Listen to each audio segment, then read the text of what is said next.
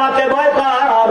হে বান্দা আল্লাযীনা আমানু ওয়া কানু ইয়াত্তাকুন লাহুমুল বুশরা ফিল হায়াতিদ দুনিয়া ওয়া ফিল আখিরাহ। আল্লাহ যে বলেন আল্লাহকে ভয় করলে দুনিয়াতেও সুসংবাদ, পরকালেও সুসংবাদ। আল্লাহর বান্দারা আল্লাহকে ভয় করব তো কেমন করব? নামাজটা পড়ব তো কেমন পড়ব? ঘরের মধ্যে খাবার থাকলেও নামাজ পড়ব, ঘরের মধ্যে চাল না থাকলেও নামাজ পড়ব, খাবার না থাকলেও নামাজ পড়ব। আল্লাহকে ভয় করব তো কেমন করব? সাহাবায়ে কেরামের কাছ থেকে একটা ওয়াকিয়া শুনে যান। কোরআন হাদিসের কথা শুনছেন, এবার সহিহ একটা ওয়াকিয়া শুনে যান। আল্লাহর পয়গম্বরের সাহাবায়ে কেরাম আল্লাহর পয়গম্বরকে তো মহব্বত করছে, আল্লাহর পয়গম্বরকে তো ভালোবাসছে, আল্লাহর পয়গম্বরকে কলিজা দিয়া মহব্বত করছে, কলিজা দিয়া ভালোবাসছে, আল্লাহর আইন কানুন গুলো কলিজা দিয়া মহব্বত করছে। এই যুবক ভাইরা শুনে নাও, আল্লাহর পয়গম্বর কোন এক যুদ্ধে দামামা বাজাইয়া যুদ্ধ থেকে মক্কায় ফিরলেন। এখনো সাহাবায়ে কেরাম কিন্তু গায়ের পোশাক খোলে নাই। সহিহ হাদিস থেকে বর্ণনা, সাহাবায়ে কেরাম এখনো গায়ের পোশাক খোলে নাই, সাহাবায়ে কেরাম এখনো হাতের অস্ত্র রাখে নাই, সাহাবায়ে কেরাম এখনো মাথার লোহার টুপিটা খোলে নাই। জিবরাইল আল্লাহর পয়গম্বরের কাছে হাজির হয়ে বলে, পয়গম্বর, ও আল্লাহর পয়গম্বর, আপনি যুদ্ধের বিরতির দামামা বাজাইয়া দিছেন, ঘন্টা বাজাইয়া দিছেন রে পয়গম্বর। ওগো পয়গম্বর, আপনি জানেন না ওই বংশ, ওই গোষ্ঠী আপনার উপরে হামলা করার জন্য তৈরি হয়ে গেছে পয়গম্বর। সাহাবায়ে কেরামকে আবার ডাক দেন, আসমান থেকে ফয়সালা হয়েছে, অন্য কোন সাহাবায়ে কেরাম, নতুন সাহাবায়ে কেরাম যেতে পারবে না। যারা মাত্র যুদ্ধ থেকে এসেছে, যুদ্ধক্ষেত্র থেকে এসেছে, তারাই আবার এখন এই মুহূর্তে যুদ্ধে যেতে হবে। বলেন না আল্লাহু আকবার। যুবক, তুই কি শিখলি? কি শুনছো, কি শিখছো? যুবক শুনে নাও, কোন কোন সাহাবায়ে কেরাম দীর্ঘদিন পর ঘরের মধ্যে প্রবেশ করছে। কিতাবের মধ্যে লেখেন, মুফাসসিরগণ লেখেন, সাহাবায়ে কেরামের বাচ্চাটা আব্বু বলে দৌড়ে এসে মাত্র খুলে উঠছে। এমন সময় আল্লাহর পয়গম্বরের এলান চলে গেছে, এই আর ঘরে থাকার সময় নাই, চলো সাহাবায়ে কেরাম, আল্লাহর পক্ষ থেকে নির্দেশ এসেছে, আবার আমাদেরকে আল্লাহর জমিনে আল্লাহর দ্বীন কায়েম করার জন্য বের হতে হবে। সুবহানাল্লাহ। সাহাবায়ে কেরাম আল্লাহর পয়গম্বরকে মানছে তো মানছে, কেমন মানছে? সাহাবায়ে কেরামের ঘরে খাবার নাই, হযরত আবু বকরের ঘরে খাবার নাই, হযরত খাব্বাব খুবাইবের ঘরে খাবার নাই, হযরত তালহার ঘরে পোশাক নাই, খাবার নাই। আল্লাহর পয়গম্বর বলে, ও সাহাবায়ে কেরাম শুনে নাও, তোমাদের কার কাছে কি আছে? আল্লাহ রাস্তায় দান করো, যুদ্ধের ময়দানে বাইতুল মালে দান করো। সাহাবায়ে কেরাম যার কাছে যা আছে সব নিয়ে হাজির। আল্লাহর পয়গম্বরের সাহাবী আবু বকর হাজির হয়ে গেছে। আল্লাহর পয়গম্বরের সাহাবী আবু বকর বলে, ও পয়গম্বর, আমার কাছে যা ছিল আমি সব নিয়ে আসছি। আল্লাহর পয়গম্বর বলে, আবু বকর, আপনি আপনার ঘরের মধ্যে কি রেখে আসছেন রে আবু বকর? আল্লাহর পয়গম্বর বলে, ও পয়গম্বর। আবু বকর বলে, পয়গম্বর, আমি আল্লাহর একজন বান্দা, আমি আল্লাহর মতো একজন রব, আমার ঘরে গায়ে রাইখে আসছি, আমার টেনশনটা কিসের? আমি আল্লাহর এমন একজন বান্দা, আমি আমার ঘরের মধ্যে আমার আল্লাহকে রাইখে আসছি, আমার টেনশন নাই। আমি আমার ঘরের মধ্যে আমার মুহাম্মদুর রাসূলুল্লাহকে রাইখে আসছি, আমার ঘরের মধ্যে আল্লাহ আর রাসূল আমি রাইখে আসছি গো পয়গম্বর, আমার টেনশন নাই। এ আমার বাগেরহাটের মুসলমান, আজ আমাদের ঘরে ঘরে আমাদের ঘরগুলো টাইলস করা আছে, আমাদের ঘরের মধ্যে টাকার ভান্ডিল আছে, আলমারি আছে, সুকেস আছে, কাপ ফ্রিজ সব আছে, কিন্তু আল্লাহ নাই, আল্লাহ রাসূল নাই। ঠিক কিনা কন? আল্লাহু আকবার। সাহাবায়ে কেরাম আল্লাহর পয়গম্বরকে মানছে তো মানছে, কেমন মানছে? পেটের মধ্যে খাবার নাই, শরীরের মধ্যে পোশাক নাই। আল্লাহর পয়গম্বর একজন সাহাবী তালহা রাদিয়াল্লাহু তাআলা আনহু, আল্লাহর পয়গম্বরের সাহাবী তালহার ঘটনাটা বলে আমি বিদায় হয়ে যাব, আর লম্বা সময় কথা বলার সুযোগ নেই, আপনারাও বিরক্ত হয়ে যাবেন। একটু খেয়াল করে শুনুন, পর্দার আড়ালের মা বোনেরা, আপনারা যারা শুনতেছেন আপনারাও খেয়াল করে শুনবেন। যুবক ভাইরা, তোমাদের পায়ে হাত রেখে বলে যাই, তোমরা মনোযোগ সহকারে শুনবা। আল্লাহর পয়গম্বরের সাহাবী তালহা রাদিয়াল্লাহু আলাইহিম আজমাইন রাদিয়াল্লাহু আন, আল্লাহর পয়গম্বরের সাহাবায়ে কেরাম লক্ষ্য করে দেখে, আজ কয়েকদিন হয়ে গেল আল্লাহর পয়গম্বর মসজিদে আসে, নামাজে দাঁড়ায়, তাকবীরে তাহরিমা আসবে, এমন সময় কোথা থেকে যেন তাড়াহুড়ো করে তলহা দৌড়ে আসে আর নামাজে দাঁড়ায়। আবার যখন পয়গম্বর আসসালামু আলাইকুম ওয়া রাহমাতুল্লাহ বলে সালাম ফিরায়, সাথে সাথে তলহা উঠে চলে যায়।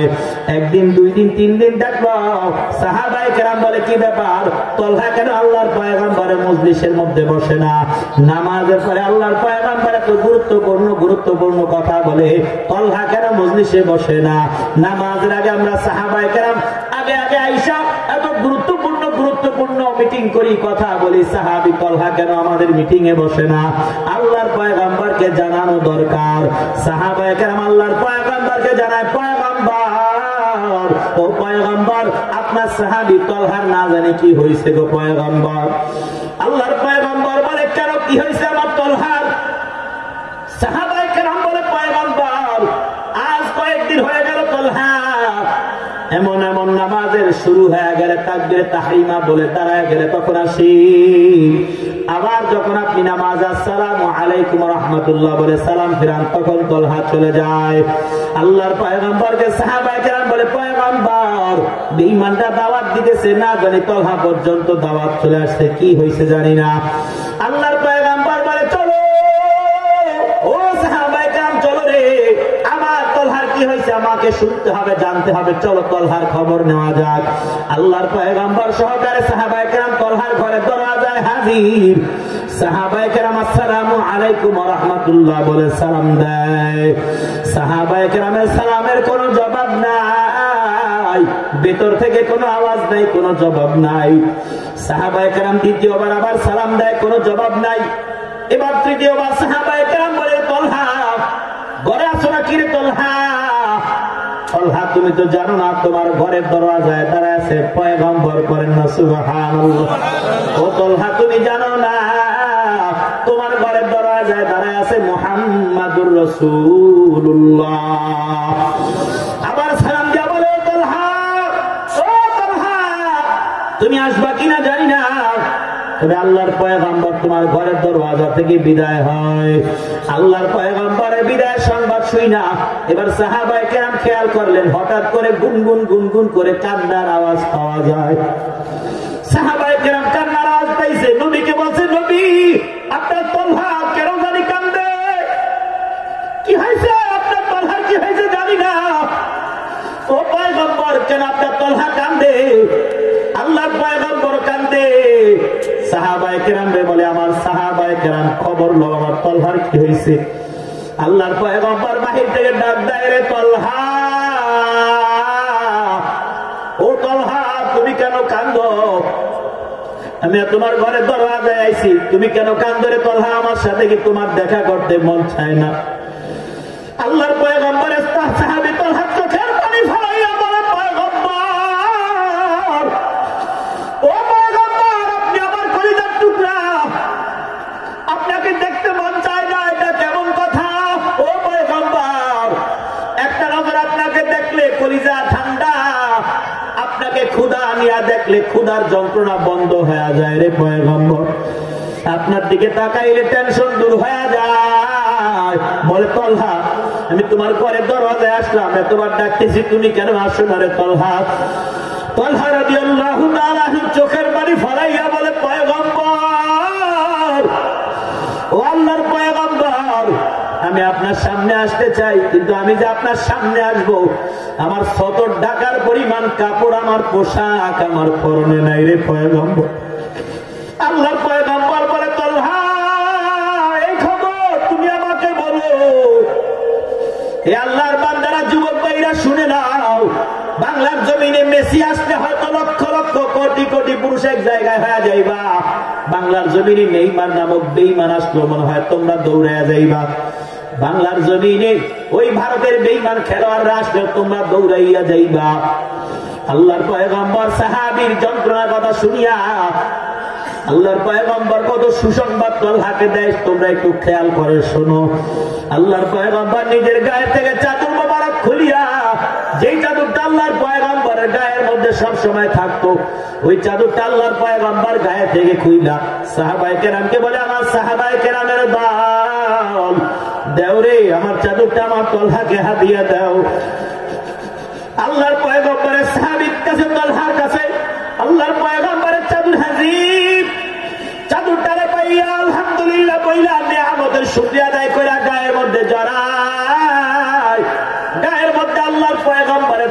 দাঁড়াইয়া কান্না করতে করতে আল্লাহর পয়গম্বরের সামনে এসে দাঁড়ায়। আল্লাহর পয়গম্বর কান্দে, সাহাবায়ে কেরাম কান্দে, তলহাও কান্দে। আল্লাহর পয়গম্বর বলে, তলহা কেন তুমি মসজিদে যাও না? গেল তুমি কেন অপেক্ষা করো না? তাড়াতাড়ি কেন চলে আসো রে তলহা? আল্লাহর পয়গম্বর সাহাবী তলহা বলে, পয়গম্বর আপনার মজলিসে বসতে কার না ভালো লাগে? আপনার মুখের জবানের কথাগুলো শুনতে কার না মজা লাগে রে পয়গম্বর? ও পয়গম্বর, আমি নামাজের শেষে কেন যাই শুনিলাম? আমার ঘরের মধ্যে একটা মাত্র পোশাক, এই পোশাক আমি আর আমার বিবি ভাগাভাগি কইরা করি রে পয়গম্বর। মুয়াজ্জিন যখন আসসালাতু খায়রুম মিনান নাওম বলে আযান দেয়, মুয়াজ্জিন যখন হাইয়া আলাস সালাহ হাইয়া আলাল ফালাহ বলে নামাজের দিকে, কল্যাণের দিকে আমাকে ডাকে রে পয়গম্বর। ওই আযানের আওয়াজ কানের মধ্যে আসলে আমি এত পাগল পারা হয়ে যাই। আল্লাহর নামের আল্লাহু আকবার আওয়াজ শুনলে আমার কলিজার মধ্যে আঘাত লেগে যায়। ও পয়গম্বর, আমি আমার বিবিকে ঘরের কর্নারে একটা গর্ত করে আমি আমার বিবিকে গর্তের মধ্যে রাইখা পোশাকটা পরে আমি দৌড়াই আপনার কাছে নামাজ পড়ার জন্য হাজির হইয়া যাই। আপনি নামাজ যখন আদায় করেন আমার মন চায় আমি বসে আপনার কথাগুলো শুনি, কিন্তু নামাজের রক্ত চলে যায়, নামাজের রক্ত চলে যাবে, আমি আমার বিবিও নামাজ আদায় করবে রে পয়গম্বর। এই জন্য আমি নামাজের পরে তাড়াহুড়ো করে আমার মসজিদ থেকে বের হয়ে আর কান্দি। হায় রে আমার কপাল এত খারাপ, আমাকে যদি আল্লাহ দুইটা পোশাক দিত, অন্তত একটা পোশাক আমার স্ত্রী পরতো, আর একটা পোশাক পরে আমি আজ আল্লাহর পয়গম্বরের মজলিসে বসতে পারলাম। আল্লাহর বান্দারা বলে, পয়গম্বর আমি মসজিদ থেকে বের হয়ে আর চোখের পানি ফেলাইয়া কান্দি। দৌড়াই আসিয়া ঘরের মধ্যে প্রবেশ কইরা, আমি গর্তের মধ্যে প্রবেশ কইরা আমার স্ত্রীকে আমি পোশাকটা দেই, আমার স্ত্রী পোশাক পরে নামাজে দাঁড়ায় যায়। আমার স্ত্রী রুকুর মধ্যে ডাক দেয় আল্লাহ, আমার স্ত্রী সেজদার মধ্যে ডাক দেয় আল্লাহ, আমার বিবি সাহেবা মুনাজাতে আল্লাহকে ডাক দেয় আল্লাহ। ও পয়গম্বর, আমার স্ত্রী কোনো নাশুকরিয়া আদায় করেন, আমি শুনলাম আমার বিবি বলে আলহামদুলিল্লাহ। আল্লাহ তুমি আমাকে আর আমার স্বামীকে যে অবস্থায় রাখছো, শুকুর আলহামদুলিল্লাহ। আল্লাহর পয়গম্বর বলে, তলহা তোমার গর্তটা একটু দেখার দরকার, কেমন করে গর্ত করছো, শরীয়ত সম্মত হলো কিনা। আল্লাহর পয়গম্বর গর্তটা দেখলো, ঘরের মধ্যে প্রবেশ করলো, গর্তের দিকে তাকায়, গর্তের মধ্যে একজন মানুষ দাঁড়াইলে উপর থেকে নারী না পুরুষ ভিতরে দাঁড়ায় আছে দেখা যায় না। আল্লাহর পয়গম্বর গর্ত দেখে বলে, তলহা ওই তোমার গর্তটা দেখা শরীয়ত সম্মত গর্ত হওয়ার কারণে একটা পোশাক পরে নারী আর পুরুষ নামাজ পড়লা, নামাজ ছাড়লা না, নামাজটা পড়ার কারণে আমি পয়গম্বরকে তো মহাব্বত করার কারণে আমি পয়গম্বর সাক্ষ্য দিলাম, আমি পয়গম্বর তোমার উপরে খুশি, আমার আল্লাহ তোমার উপরে খুশি। করেন সুবহানাল্লাহ। এসো না আল্লাহর নামে গান গাই, এসো না মন প্রাণ জুড়াই, এসো না মন প্রাণ জুড়াই। আল্লাহু আকবার বলো, আল্লাহু আকবার, আল্লাহু আকবার বলো, আল্লাহু আকবার। ওই মধুর নামটি দিতেই হতাশার জ্বালা গলেতে পড়া ও নামের মালা, ঠিক কিনা?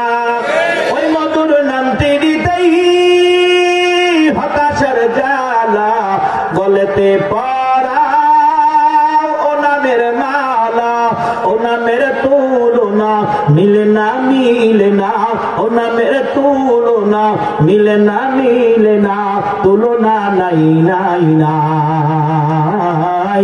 এসো না আল্লাহর নামে গান গাই, এসো না মন প্রাণ জুড়াই। আল্লাহু আকবার বলো, আল্লাহু আকবার, আল্লাহু আকবার বলো। ওই মধুর নামটি নিতেই হৃদয় হাসে, ওই মধুর নামে সুখ নেমে আসে, ওই মধুর নামটি নিতেই হৃদয় হাসে, ওই মধুর নামে সুখ নেমে আসে। ও নামের তুলনা মিলে না, মিলে না, ও নামের তুলনা মিলে না, মিলে না, তুলনা নাই নাই নাই। এসো না আল্লাহর নামে গান গাই, এসো না মন প্রাণ জুড়াই। একটা জবানও বন্ধ রাখবেন না, প্রত্যেকটা জবান খুলে আল্লাহকে একটা ডাক দেন, বলেন আল্লাহ। এর আল্লাহর বান্দা, ও আমার বাগেরহাটের মুসলমান, ও ময়দানে বসার যুবক ভাইরা, বৃদ্ধ বাবাদের দল, আল্লাহ ওয়ালা হয়ে যাও। আল্লাহ তাকওয়ার মেডিসিন অন্তরে ঢুকাও। হযরত লোকমান আলাইহিস সালাম সন্তানকে বলে, সন্তান লা তুশরিক বিল্লাহ, আল্লাহর সাথে কাউকে শরীক করবা না।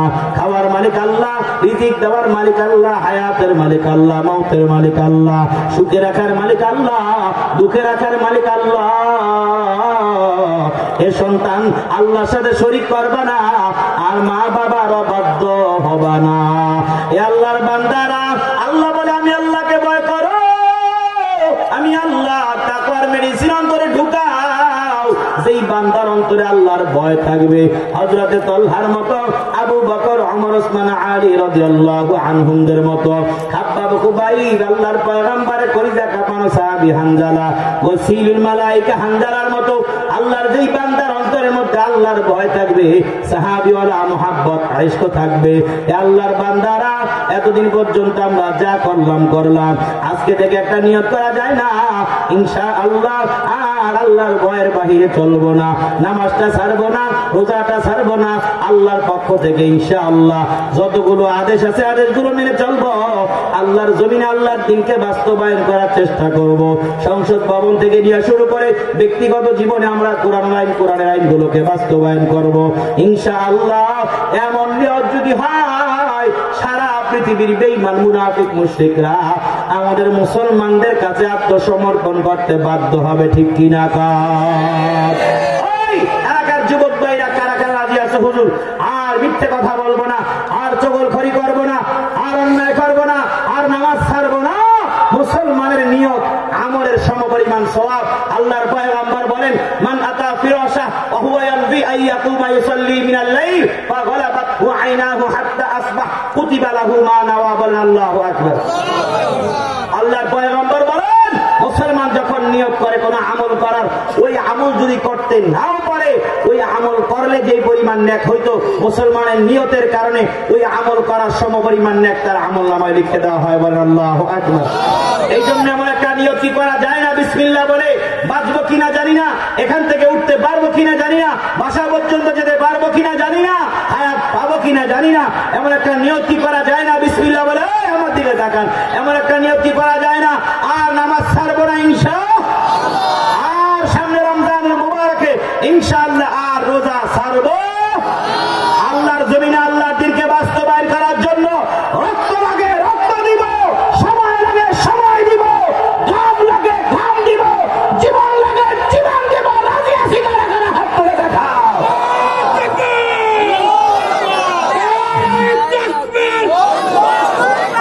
আল কোরআনের আলো সংসদে জ্বলো, ইসলামের শত্রুরা। রাজি আছি তো? হাত নামান, হাত নামান। মাশাআল্লাহ মাশাআল্লাহ। রাজি আছি তো ইনশাআল্লাহ? রাজি আছি তো? ওই আপনাকে নিয়ে যুদ্ধের দামামা কিভাবে বাঁধাবো? আপনাকে তো ফজরে পাই না, জোহরে পাই না, আসরে পাই না, মাগরিবে পাই না, এশাতে পাই না। আপনি আল্লাহর সাথে গাদ্দারি করেন, আর আপনাকে নিয়ে আন্দোলনে গেলে, আপনাকে নিয়ে ঐক্য করলে, আপনি আমাদেরকে সামনে ঠেলে দিয়ে পেছন থেকে শত্রু লাগাই দিবেন না, সেই গ্যারান্টি নাই, ঠিক কিনা কন্যা? এই জন্য আল্লাহকে মাননেওয়ালা আগে হয়ে যান, নামাজিওয়ালা আগে হয়ে যান, রোজাওয়ালা আগে হয়ে যান, তাবলীগওয়ালা, সারসিনাওয়ালা, ফুরফুরাওয়ালা, চরমাওয়ালা হয়ে যান, আল্লাহকে পানেওয়ালা হয়ে যান। দেখবেন ইনশাআল্লাহ আল্লাহ তাআলা আপনাকে ইনশাআল্লাহ রাস্তা দেখিয়ে দিবেন ইনশাআল্লাহ। ওয়া ইয়াত্তাকিল্লাহা ইয়াজআল লাহু মাখরাজা, আল্লাহ আপনাকে রাস্তা পাইয়ে দিবে ইনশাআল্লাহ। আল্লাহ আমাদের সবাইকে তৌফিক দান করুক। সকলে পড়ি আমিন। আরো মহব্বতে পড়ি আমিন, আরো মহব্বতে পড়ি আমিন। তাহলে হযরত লোকমান আলাইহিস সালাম সন্তানকে কয়েকটা উপদেশ দিয়েছে, 12 নম্বর আয়াত থেকে 19 নম্বর আয়াত পর্যন্ত। 1 নম্বর উপদেশ দিয়েছে, আমি 1-2 মিনিটের মধ্যে শেষ করব। 1 নম্বর উপদেশ দিয়েছে, ইয়া বুনাইয়া লা তুশরিক বিল্লাহ, হে সন্তান আল্লাহর সাথে কাউকে শরীক করবা কেন? ইন্না শিরকা লাযুলমুন আযীম। হযরত লোকমান আলাইহিস সালাম বলে, এই জন্য শরীক করবা না কেন? নিশ্চয়ই শিরকের গুনাহ হলো জমিনের মধ্যে সবচাইতে বড় গুনাহ। লম্বা ব্যাখ্যায় গেলাম না, অন্যান্য আয়াতে আছে। ومن يشرك بالله فقد افترى اثما عظيما ومن يشرك بالله فقد ضل ضلالا بعيدا এরকম আরো বহু আয়াতে কারিমা আছে। এরপরে দ্বিতীয় নসিহা করেন ওয়াসাইনাল ইনসানা বিওয়ালিদাইহি হামালাতহু উম্মুহু ওয়াহনান আলা ওয়াফিসালুহু বিআমাইন আনিশকুর ফি আমাইন আনিশকুর লি ওয়া লিওয়ালিদাইক ইলাইয়াল মাসির। দ্বিতীয় নসিহা করেন সন্তান ওয়াসাইনাল ইনসানা বিওয়ালিদাইহি মা বাবার সাথে সভ্য আচরণ করো। এই ব্যাপারে লম্বা ঘটনা, সেই দিকেও গেলাম না। নসিহত গুলো কি কি করেছেন আপনারা শুনে নেন। এরপরে নসিহা করেন ফালা তুদি বাবা ওয়াইন জাহাদাকা আলা আন তুশরিকা বি মা লাইসা লাকা বিহি ইলম। এরপরে বলেন সুন্দর একটা কথা বলে আয়াতে কারিমার মধ্যে হযরত লোকমান আলাইহিস সালাম ছেলেকে বলেন বৎস সন্তান তোমার মা বাবা যদি কোনো বিষয়ের উপরে আমার সাথে শিরক করতে বলে, এমন বিষয়ের উপরে আলা শাই লা লা লা ইয়ালামু বিহি, যে ব্যাপারে তোমার কি নাই কোনো জ্ঞান নাই, মা লাইসা লাকা বিহি ইলম, যে ব্যাপারে তোমার কোনো জ্ঞান নাই, এমন বিষয়ের উপরে শিরক করতে বললে, আমার সাথে শরীক করতে বললে তুমি সব করবা, কিন্তু শরীয়তের গর্হিত আদেশ করলে সে আদেশ মানা যাবে। এখানে যে মানা যাবে না তার মানে মা যদি বলে আয় সন্তান তুই গাছটাকে সিজদা দে, মার 14 গোষ্ঠী উদ্ধার করা যাবে না। নাপাক কোনো আদেশ করলো কিন্তু মায়ের সাথে রাগ করা যাবে না। দেখেন কৌশলে আল্লাহ কি বলে, আল্লাহ তাআলা বলেন ফালা তুতিহুমা, এরপরেই বলেন ওয়াসাহিবহুমা ফিদ দুনিয়া মা'রুফা। মা বাবার সাথে মা বাবা অন্যায় আদেশ করলেও, সাধারণত তো মা বাবা অন্যায় আদেশ করে না, কিন্তু অজ্ঞতাবশত যদি অন্যায় আদেশ করেও মা বাবার সাথে অসৎ আচরণ করা যাবে না। আল্লাহ স্পষ্ট বলেন ওয়াসাহিবহুমা ফিদ দুনিয়া মা'রুফা, মা বাবার সাথে সুন্দরভাবে মিলিত হও। প্রিয় দর্শক, আমরা এখন এসেছি রাধা বল্লভ বিশাল একটি মাহফিল। আপনারা দেখানোর চেষ্টা করব রাধা বল্লভ মাহফিলের সর্বশেষ এবং শেষ পর্যন্ত। সঙ্গে থাকুন, ভিডিওটি অবশ্যই ভালো লাগবে। চলুন ঘুরে আসি রাধা বল্লভ মাহফিল। জিজ্ঞাসা করা ছাড়া নবুয়তি দিয়া দিতেন, লোকমান আলাইহিস সালাম মাইনা নিতেন। যেহেতু জিজ্ঞাসা করে ও সাহাবা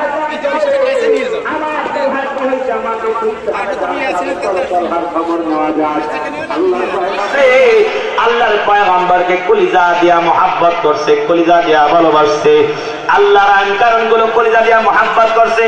এই যুবক ভাইরা শুনে নাও, আল্লাহর পয়গম্বর কোন এক যুদ্ধের দামামা বাজাইয়া যুদ্ধ থেকে মক্কায় ফিরলেন। এখনো সাহাবায়ে কেরাম কিন্তু গায়ের পোশাক খোলে নাই। সহিহ হাদিস থেকে বর্ণনা, সাহাবায়ে কেরাম এখনো গায়ের পোশাক খোলে নাই, সাহাবায়ে কেরাম এখনো হাতের অস্ত্র রাখে নাই, সাহাবায়ে কেরাম এখনো মাথার লোহা কোথায়।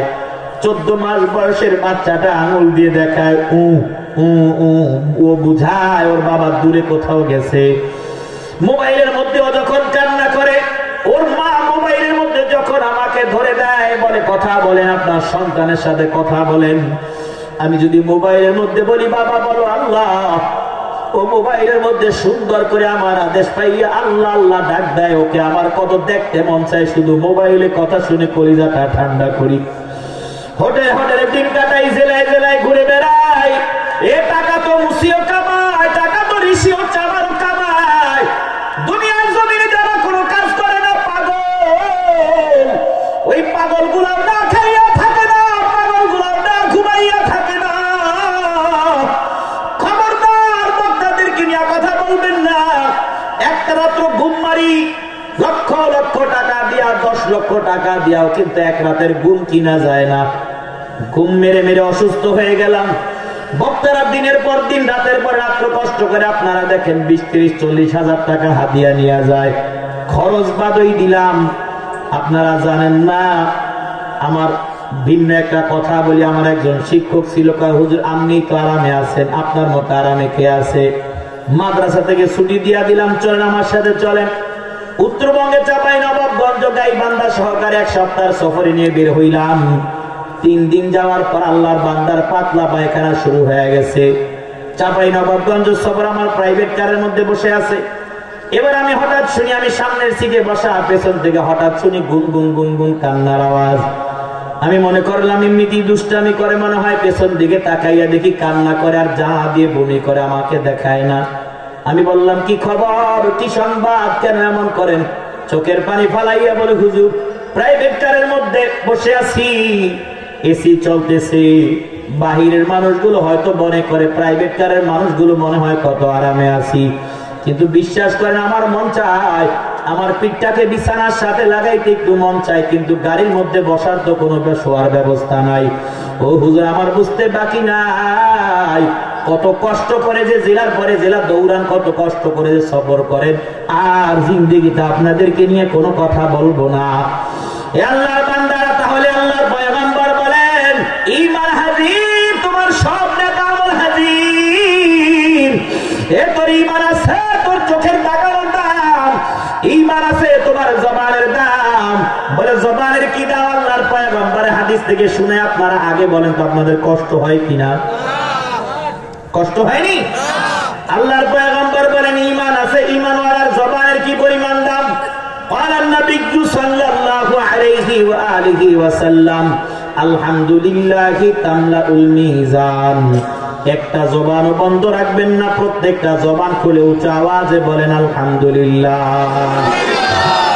আল্লাহর পয়গম্বর বলেন ঈমানওয়ালা যখন জবান খুলে আল্লাহকে রাজি আর খুশি করার জন্য জমিনে আলহামদুলিল্লাহর আওয়াজ দেয়, ঈমানওয়ালার আওয়াজের ধাক্কা যদিও জমিনে দেয়, এই আলহামদুলিল্লাহর আওয়াজের ধাক্কা আমার আল্লাহর আরশে আজিমে লাইগা যায়। বলেন আল্লাহু আকবার।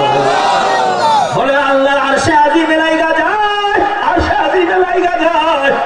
আরশে আজিমে কেমন লাইগা যায়? বলে আল্লাহ তো খুশি হয়। আল্লাহ তাআলা বান্দার মিজানে তামলাউল মিজান, বলে মিজানের পাল্লার সমস্ত গুনাহগুলোকে বের করে দিয়ে আল্লাহ তাআলা মিজানের পাল্লাটাকে আলহামদুলিল্লাহর উসিলায় নেক দিয়া ভরপুর করে দেয়। মনে হয় না আপনাদের অনেকের বিশ্বাস হয় না যে আল্লাহ এটা পারে? আল্লাহু আকবার উচ্চ আওয়াজে বলেন তো বিশ্বাস হয় কিনা? বিশ্বাস হয় কিনা বলেন। এরপর আল্লাহর পয়গম্বর বলেন দেখেন ঈমান আছে তো এই আওয়াজগুলোর দাম আছে, ঈমান নাই এই আওয়াজগুলোর দাম নাই। এটাই আমি বুঝাই আর কি। ঈমান আল্লাযীনা আমানু ওয়া কানু ইয়াত্তাকুন, ঈমানের কেমন দাম?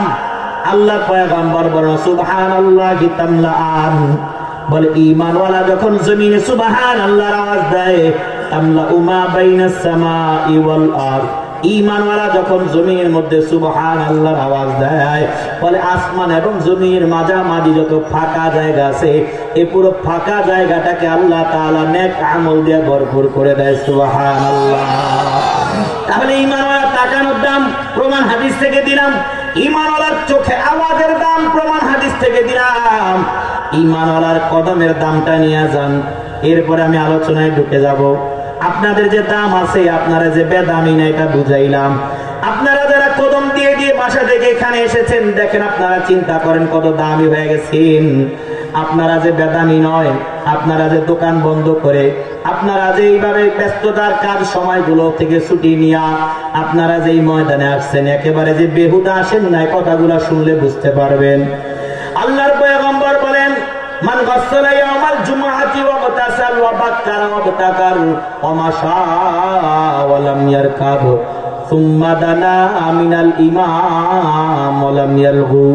আল্লাহর পয়গম্বর বলেন আজকে কি বার? উচ্চ আওয়াজে বলেন আজকে বার কি? বুধবার। আগামী কালকে কি বার? বৃহস্পতিবার। বুধবারের পর বলে মঙ্গলবার। আগামী কাল কি বার?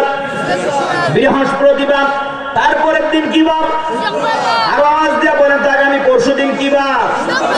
এ আল্লাহর বান্দারা শুনে নাও।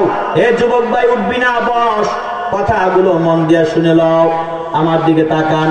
আল্লাহর পয়গম্বর বলেন শুক্রবারে এমন 6টা আমল আছে। কয়টা আমল? ছোট ছোট 6টা আমল আছে, যে ছোট ছোট 6টা আমল কোন মুসলমান যদি করে, একটা কদম যদি ঘর থেকে বাড়ায়, দ্বিতীয় কদম উঠানোর আগে 1 বছরের নামাজের সওয়াব, 1 বছরের রোজার সওয়াব বান্দার আমল নামায় আল্লাহ লিখে দেয়। তাহলে বলেন তো মুসলমানের পায়ের কদমের দাম আছে না নাই? জানতে চান কে হাত তুলে দেখান তো। লিল্লাহি তাকবীর, নারায়ে তাকবীর। আল্লাহ আমাদেরকে কবুল করেন, সবাই করেন আমিন। এবার আপনারা শুনে নেন, আগামী পরশুদিন থেকে আমলটা করবেন আর আমার নামটা নিবেন। আমার নাম নিলি কি আর না নিলি কি, 1500 বছর আগে রাসূল বলছে, আমরা মাত্র বয়ান কইরা শুনাই, আমাদের কোনো ক্রেডিট নাই। আল্লাহর পয়গম্বর বলেন শুক্রবার দিনে কোনো বান্দা যদি জুমাবার নামাজের জন্য প্রস্তুতি গ্রহণ করার জন্য মান গাসসালা ইয়াউমাল জুমআতি ওয়া গাসাল, মুফাসসিরগণ হাদিসের ব্যাখ্যায় বলেন পরিষ্কার পরিচ্ছন্নতার কাজ সারিয়া, পরিষ্কার পরিচ্ছন্নতার কাজ সেরে আপনারা বুঝে গেছেন, বালেগ যারা তারা বুঝছেন জুমাবার দিন পরিষ্কার পরিচ্ছন্নতার অনেক কাজ থাকে। নাভির নিচের পশমগুলা পরিষ্কার করা, হাত পায়ের নখ কাটা, বগল পরিষ্কার করা ইত্যাদি ইত্যাদি আছে না নাই? মুফাসসিরগণ বলেন কোন মুসলমান যদি পরিষ্কার পরিচ্ছন্নতার কাজ সেরে উত্তম রূপে গোসল করে, 1 নাম্বার উত্তম রূপে গোসল করা, 2 নাম্বার তাড়াতাড়ি মসজিদে যাওয়া, 3 নাম্বার পায়ে হেঁটে মসজিদে যাওয়া, 4 নাম্বার হলো ইমামের কাছাকাছি বসার চেষ্টা করা। কাছাকাছি না দূরে? মানে সামনের কাতারে সুযোগ থাকতে যারা পিছনের কাতারে বসে তারা কিন্তু এই হাদিসের মেজদাক হবে না। এখন থেকে নিয়ত করেন একটা কদমে একটা কাইকে একটা কদমে 1 বছরের নামাজ 1 বছর রোজার সওয়াব নিতে হলে জায়গা থাকলে সামনের কাতারে বসবো ইনশাআল্লাহ। বলে যদি ইমামের কাছাকাছি বসার চেষ্টা করে, 5 নম্বরে অনর্থক কথাবার্তা ও কাজকর্ম থেকে বিরত থাকে, 6 নম্বরে মনোযোগ সহকারে খুতবা শুনে। আল্লাহর পয়গম্বর জানায় এই 6টা আমল যদি আমার কোন উম্মত করে, ছোট ছোট 6টা আমল, ঘর থেকে বের হইয়া একটা কদম যে দিবে, পেছনের কদম উঠাবে, আল্লাহ তাআলা 1 বছরের নফল নামাজ 1 বছরের রোজার সওয়াব বান্দার আমল নামায় লিখে দেয়। তাহলে বলেন কালিমাওয়ালার চোখের তাকানোর দাম আছে হাদিস থেকে প্রমাণ পাইছি, ঠিক কিনা? জবানের আওয়াজের দাম আছে হাদিস থেকে প্রমাণ পাইছি, ঠিক কিনা? এবার হাঁটার দাম আছে, কদমের দাম আছে হাদিস থেকে প্রমাণ পাইছি, ঠিক কিনা? হাদিসে আর কোরআনে আছে তো আমরা ইনশাআল্লাহ। এরপরে দেখেন আল্লাহ রাব্বুল আলামিন বলেন আল্লাযীনা আমানু ওয়া কানু ইয়াত্তাকুন, বলে যারা ঈমান আনবা, বলে তাকওয়ার জন্য ঈমান শর্ত, কিন্তু ঈমানের জন্য তাকওয়া শর্ত না। বুঝবেন আপনারা, ঢাকা যাইতে হলে আপনাদের এই বাস স্ট্যান্ডের নাম কি? Bagerhat bus stand. ঢাকা যাওয়ার জন্য বাগেরহাট বাস স্ট্যান্ডে যাওয়া হলো পূর্ব প্রস্তুতি। কেন? ঢাকার সব গাড়িগুলো বাগেরহাট বাস স্ট্যান্ডে পাওয়া যায়। তেমনি ভাবে তাকওয়া হলো ইসলামের ভিতরের জিনিস। তাকওয়া পেতে হলে কালিমা হলো ইসলামের শুরুর জিনিস। তাকওয়া পেতে হলে কালিমার দরকার, কিন্তু কালিমা পেতে হলে তাকওয়া আবশ্যক নয়। কালিমা পেলে তাকওয়া পাওয়া যায় না, কিন্তু আল্লাহু আকবার, কালিমা ওয়ালারাই তাকওয়া ওয়ালা হয়। তাকওয়া আল্লাহ রাব্বুল আলামিন বলেন বান্দা তাকওয়া ওয়ালা হও। বলে কেন? বলে আল্লাহর বান্দা, তাকওয়া শব্দের শাব্দিক অর্থ হলো আল্লাহর ভয়, খোদা ভীতি। আল্লাহর ভয়, আল্লাহর ভয়। বলে আল্লাহর ভয় যেথায় আল্লাহ তাকওয়া সেথায়। আল্লাহর ভয় আছে যেথায় নামাজ আছে সেথায়। আল্লাহর ভয় আছে যেথায় রোজা আছে সেথায়। আল্লাহর ভয় আছে যেখানে পর্দা আছে সেখানে। আল্লাহর ভয় আছে যেখানে হালাল খানা আছে সেখানে। আল্লাহর ভয় আছে যেখানে সুদ নাই ঘুষ নাই সেখানে। আবার বিপরীতটা বলতে গেলে আল্লাহর ভয় নাই যেখানে বেপর্দা আছে সেখানে। বেপর্দা আছে যেখানে আল্লাহর ভয় নাই সেখানে। নামাজ নাই যেখানে আল্লাহর ভয় নাই সেখানে। আল্লাহর ভয় নাই যেখানে রোজা নাই সেখানে। ঠিক কিনা কর? আল্লাহ রাব্বুল আলামিন বলেন হে পয়গম্বর, আপনি বলে দেন আল্লাযীনা আমানু ওয়া কানু ইয়াত্তাকুন। আল্লাহ রাব্বুল আলামিন বলেন ভাইরা আমার, আমি বক্তা সহকারে আপনারা সবাই সুসংবাদের পাগল। একটা সুসংবাদ যদি স্ত্রী স্বামীকে বলে আজকে আপনার জন্য একটা সুসংবাদ আছে, স্বামীরা পাগল করা হয়ে যায়, কয় এখন বলমু না রাত্রে বলমু। স্বামীরা খালি পিছে পিছে ঘুরে এ হাসা কথা কও, সুসংবাদটা কি? মাত্র দুপুর হয়েছে, কয় এখনই পাগল করা হয়েছেন কা, রাত্রে বলবো। কয় না আমার আর সহ্য হয় না। কি নাকি সুসংবাদ দাও, সত্যি কথা বলো, কি কি সুসংবাদ? এবার আবার যখন বিকাল হয়ে যায়, স্বামী স্ত্রীর পিছে পিছে স্বামী ঘরে বলে বিকেল হয়ে গেল এখনো বলো। বললে আকর্ষণ শেষ হয়ে যাবে, সুসংবাদ নষ্ট হয়ে যাবে। আকর্ষণে থাকেন, মজায় থাকেন। আল্লাহর বান্দারা দুনিয়ার জমিনে সবাই সুসংবাদের পাগল। ছাত্র যদি ওস্তাদকে বলে হুজুর আপনার জন্য একটা সুসংবাদ, ছাত্রের জবান থেকে ওস্তাদ সুসংবাদ শুনতে পাগল হয়। সবাই সুসংবাদের পাগল। আল্লাহ বলে বান্দা আমি আল্লাহ তাআলার তাকওয়ার মেডিসিন অন্তরে রাখো। শুধুমাত্র দুনিয়ার জন্য সুসংবাদ নয়, আখিরাতের জন্য তোমার জন্য সুসংবাদ। বলেন আল্লাহু আকবার। লাহুমুল বুশরা ফিল হায়াতিদ দুনিয়া ওয়া ফিল আখিরাহ। হে আল্লাহর বান্দা, আল্লাহ বলে, হে বান্দা, কিসের ভয় তোমার, কিসের অহংকার, কিসের ভয়? আমরা কেমন যেন আল্লাহকে বলি, আল্লাহ আমাদের রিজিকের ভয়, ঘরে খাবার নাই, টেনশন। আল্লাহ বলে, যা, আমি আল্লাহকে ভয় কর, তাকওয়াওয়ালা হ, আমি আল্লাহ রিজিকের টেনশন দূর করে দিব। সুবহানাল্লাহ। কোথায় বলেছেন আল্লাহ রাব্বুল আলামিন? সূরাতুত তালাকের 2 নং এবং 3 নং আয়াতের মধ্যে আল্লাহ রাব্বুল আলামিন কত সুন্দর করে বলে, وَمَن يَتَّقِ اللَّهَ يَجْعَل لَّهُ مَخْرَجًا وَيَرْزُقْهُ مِنْ حَيْثُ لَا يَحْتَسِبُ। বলেন আল্লাহু আকবার।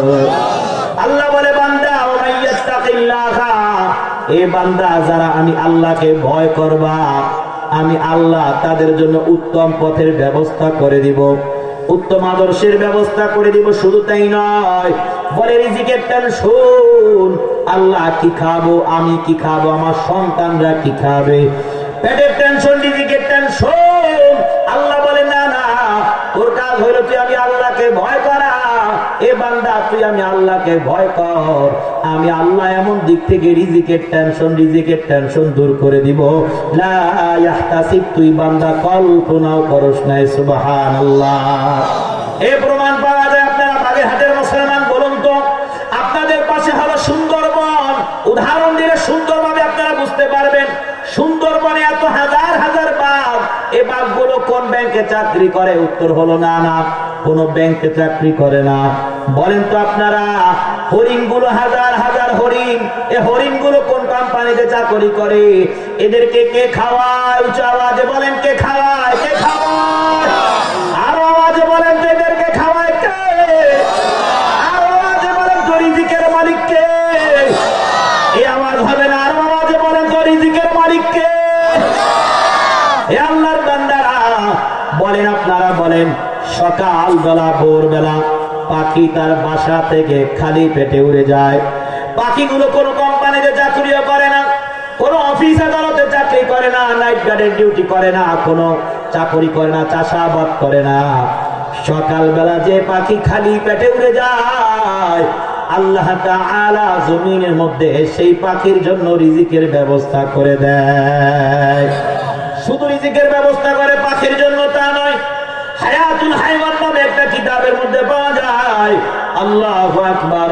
বলে, আমাদের যে সাগর আছে পৃথিবীর মধ্যে 25% হলো স্থল, আর বাকি 75% হলো জল। এই 75% জলের মধ্যে এখনো এমন এমন প্রাণী আছে যে প্রাণীগুলোকে এখনো বিজ্ঞানীরা আবিষ্কার করতে পারে নাই। যে প্রাণীগুলোর সাইজ কত, যে প্রাণীগুলোর গভীরতা কত। বলে, পৃথিবীর মধ্যে সবচাইতে গভীরতম জায়গার নাম হলো মারিয়ানা ট্রেঞ্চ। ওই মারিয়ানা নামক স্থানের মধ্যে এখন পর্যন্ত বিজ্ঞানীরা গবেষণা চালায়। যত গবেষণা চালায় তত নিচে যাইয়া দেখে নতুন নতুন প্রাণী। বিজ্ঞানীরা খবরে জানায় এই জায়গার মধ্যে খাবারের কোনো ব্যবস্থা নাই। এই প্রাণীগুলো কিভাবে বেঁচে আছে আমরা কেউ জানি না। আমরা মুসলমানরা বলি, তোমরা কিভাবে জানবা? আমরা জানি। কেন? ইসলাম নামক গ্রন্থের মধ্যে আল্লাহ বলেছেন, বিলা ইয়াহতাসিব ওয়া ইয়ারযুকুহু মিন হাইসু লা ইয়াহতাসিব। আল্লাহ তাআলা এমন দিক থেকে মাখলুককে আল্লাহ রিজিক দেয়, মাখলুক কল্পনাও করে নাই। পড়েন সুবহানাল্লাহ। মজার ঘটনা আপনারা শোনেন, দূর থেকে উদাহরণ দিলে অনেকের বুঝতে কষ্ট হয়। এই তো গত সপ্তাহের ঘটনা। ওই যে বাংলাদেশ এবং মায়ানমারের মাঝখানে একটা চিকন নদী, সেই নদীতে আমি এইভাবে সেন্ট মার্টিন গিয়েছিলাম। নদীটা একেবারে সংকুচিত চিকন একটা নদী। ওই নদীর মধ্যে এই তো গত পরশুদিন না, তার আগের দিন সাংবাদিক কর্মীরা প্রকাশ করলো, ছবি প্রকাশ করলো, একটি ভোলপোয়া মাছ একজন জেলের জালে ধরা পড়ছে। সকালবেলা জেলে যখন জাল নিয়ে বের হয়, ও জানে না ওর জালের মধ্যে আল্লাহ এমন বরকত দিয়ে দিবে। পড়েন না সুবহানাল্লাহ। সকালবেলা যখন জেলে জাল নিয়ে বের হয়, ওই জেলে জানে না ওর জালের মধ্যে এত বরকত দিবে আল্লাহ। যখন জালটা ফেলে তখন যায় না ওর জালের মধ্যে এত বরকত দিবে আল্লাহ। যখন জালটা ফেললো এমন একটা বরকত আল্লাহ দিয়া দিল, একটা বোলপোয়া মাছ উঠাইয়া দেখে বাংলার ইতিহাসে এত বড় বোলপোয়া মাছ কেউ পায় নাই। 194 কেজি ওজনের একটা পোয়া মাছ আল্লাহ তার জালের মধ্যে দিয়া দেয়। সুবহানাল্লাহ। এমন দিক থেকে রিজিক দিবে যেই দিক থেকে রিজিকের কল্পনাও বান্দা করে না। এই নাক নদীর মধ্যে 194 কেজি ওজনের বোলপোয়া মাছ পাবে, জেলে দূরের কথা 14 গোষ্ঠী কল্পনা করে নাই, ঠিক কিনা? কিন্তু এই নাক নদীর মধ্যে 194 কেজি ওজনের বোলপোয়া মাছ ওর জালের মধ্যে যিনি দিয়েছে আওয়াজে বলেন তিনি কে? 1700 টাকা করে কেজি বিক্রি করেছে। 1700 টাকা 1 কেজি, হ্যাঁ, প্রায় 3,30,000 টাকার কাছাকাছি। সুবহানাল্লাহ। 3,30,000 টাকার কাছাকাছি। শুধু 30,000 টাকা কামাই করবে সেই চিন্তাও তোর মাথায় ছিল না। ও হয়তো ভেবেছে 1 থেকে 1,500 টাকার মাছ ধরতে পারলে আমি ফিরে আসবো, কোন রকমের চাল ডাল আর তেল হলুদ মরিচ এগুলো কিনতে পারলে আমার সংসারের জন্য যথেষ্ট হয়ে যাবে। কি বলে, ঠিক না? কিন্তু আল্লাহ বলে, তুই জানোস তোর জন্য আমি কি রাখছি? তুই 1,500 টাকার চিন্তা করো, 1,000 টাকার চিন্তা করো, তোর জন্য আমি 3,30,000 রাইখা দিছি। পড়েন না সুবহানাল্লাহ। তাহলে উচ্চ আওয়াজে বলেন তো রিজিকের মালিক কে? আওয়াজে বলেন হায়াতের মালিক কে? গায়েবের মালিক কে? উচ্চ আওয়াজে বলেন তো গায়েবের মালিক কে?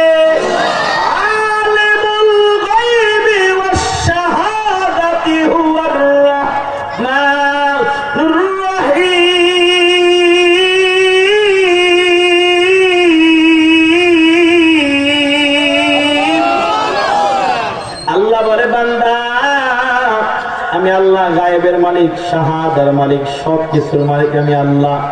এরপরে দেখেন কুরআনুল কারীমের মধ্যে আল্লাহ রাব্বুল আলামিন বলে, বান্দা তোমাকে আমি বানাইছি কেন? আমি আল্লাহর ইবাদতের জন্য।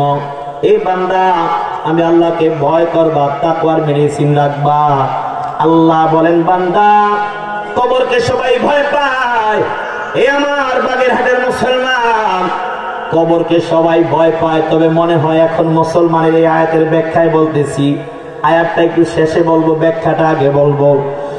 কবরকে সবাই ভয় পায়, কিন্তু এখন আমাদের মানুষগুলো গুনাহ করতে করতে নিচে নামতে নামতে আমরা এত নিচে নেমেছি, এখন আমাদের অন্তরে কবরের ভয়টা পর্যন্ত মনে হয় চলে গেছে। ঠিক কিনা কন্যা? উদাহরণ দিলে বুঝে আসবে। এই তো গত আগের সপ্তাহের ঘটনা। ঢাকা থেকে অ্যাম্বুলেন্স যোগে একটা লাশ নিয়ে রওনা হয়েছে, পরিবার সহকারে লাশ নিয়ে রওনা হয়েছে গ্রামের কোথাও লাশটাকে দাফন করার জন্য পরিবারের কাছে নিয়ে যায়। হয়তো পরিবারের লোকগুলো যে যদি বাবা হয় বাবা বাবা করে কান্না করে, হয়তো গ্রামের মধ্যে সন্তানরা বুক বাসায়। যদি মা হয় মা মা করে করে হয়তো সন্তানরা কান্না করে বুক বাসায়।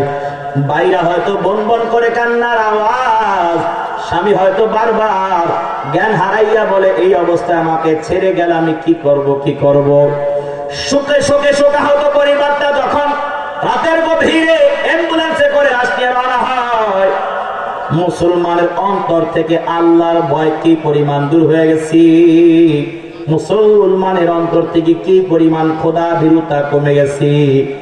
একদল ডাকাত অ্যাম্বুলেন্সটাকে থামাইয়া যখন ড্রাইভারের কাছে অস্ত্র তাক করলো, ড্রাইভার বলে গাড়ির মধ্যে লাশ আছে।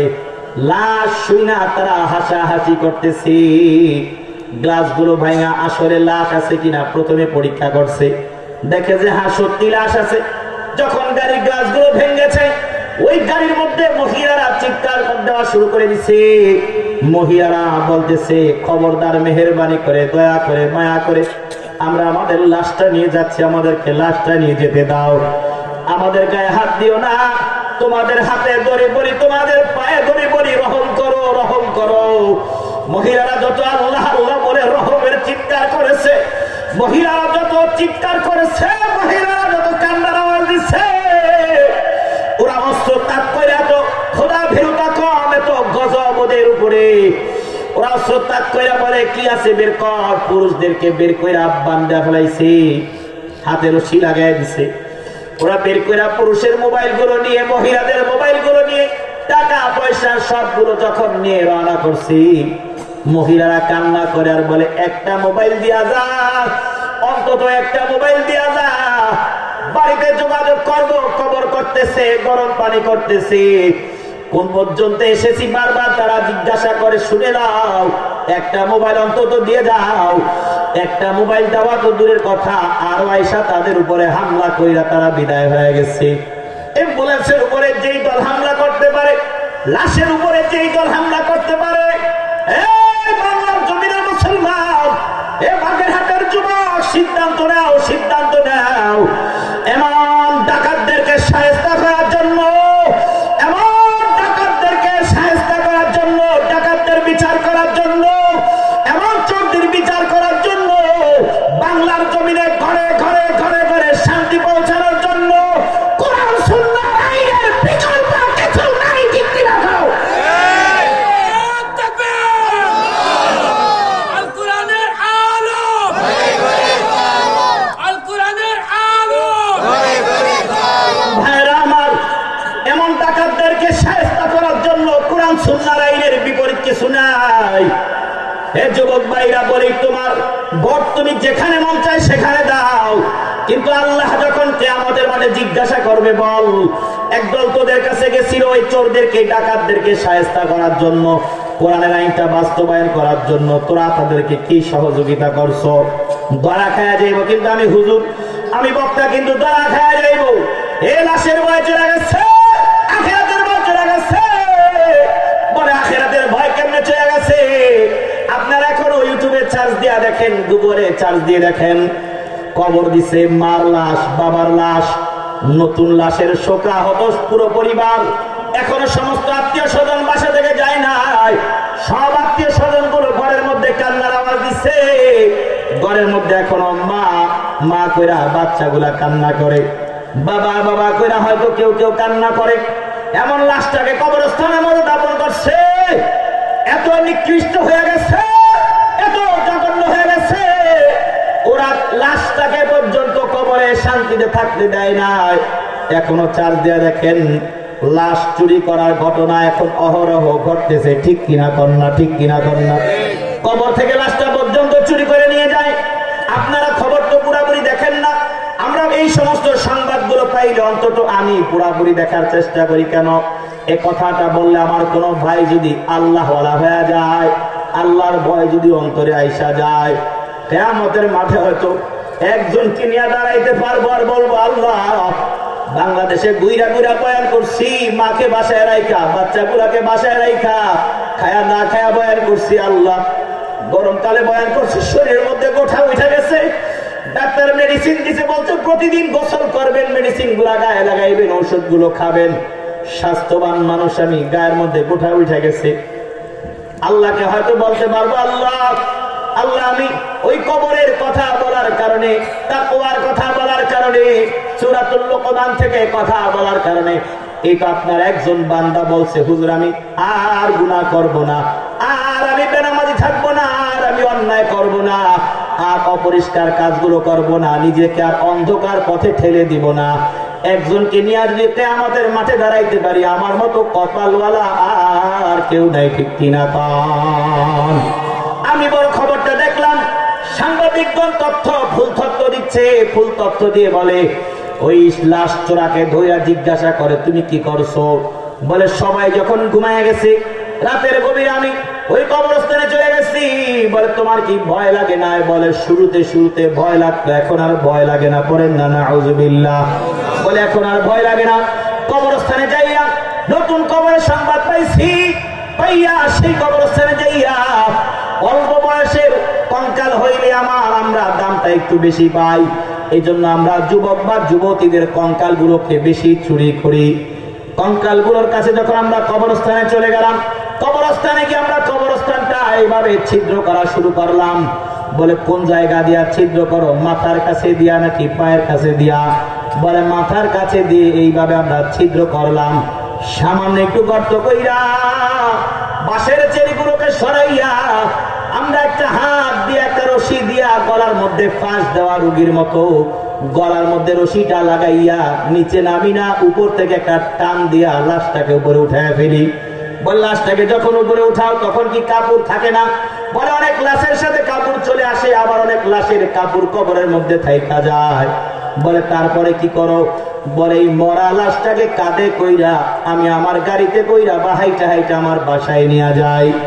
ডাক্তার আমাদেরকে বলছে এই লাশটাকে একটা মেডিসিন দিয়া দিছে, ওই মেডিসিন দিয়ে আমরা বড় একটা পাতিলার মধ্যে গরম পানি করি, গরম পানি কইরা ওই লাশটাকে আমরা ওই গরম পানির মধ্যে ছাইরা দেই।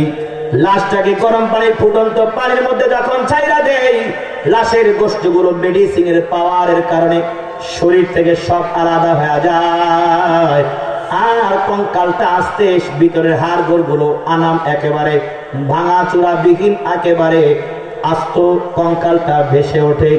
যখন আস্ত কঙ্কালটা ভেসে ওঠে, ওই কঙ্কালের সাথে চোখগুলো লেগে থাকে, অন্যান্য চুলগুলো লেগে থাকে, অন্যান্য কিছু কিছু শক্ত গোস্ত যখন লেগে থাকে, ওগুলোকে আমরা হাত দিয়ে ছাড়াই। গোস্তগুলোকে ছাড়াইয়া বস্তাবন্দি করে অন্য জায়গায় ডাস্টবিনে ফেলে দেই, আর কঙ্কালটাকে চুক্তি মোতাবেক আমরা মেডিকেল গুলোর কাছে বিক্রি করে দেই। পড়েন না নাউযুবিল্লাহ। মুসলমানের মানুষের লাশগুলো পর্যন্ত এখন নিরাপদ নয়। খবরে দেখলাম লাশ না পাইয়া সন্তানগুলো হাউমাউ করে কান্না করে যে বাবার কবরটা জিয়ারত করবো, সেই লাশটা পর্যন্ত নাই, বাবার কবরের মধ্যে লাশটা পর্যন্ত নাই। তো মানুষের দিলের মধ্য থেকে আখিরাতের ভয় চলে গেছে, কবরের ভয় চলে গেছে। এজন্য আখিরাতের শান্তি পাবে নাকি গজব আসবে সেই চিন্তা এখন খুব কম মানুষ করে। অথচ আল্লাহ রাব্বুল আলামিন বলে, বান্দা আমি আল্লাহকে ভয় কর, আমি আল্লাহকে ভয় যদি করে বান্দা, আমি আল্লাহ তোমার জন্য আখিরাতের মধ্যে সুসংবাদ সব কিছু রাইখা দিয়েছি। পড়েন না সুবহানাল্লাহ। ওয়াল আকিবাতু লিল মুত্তাকিন,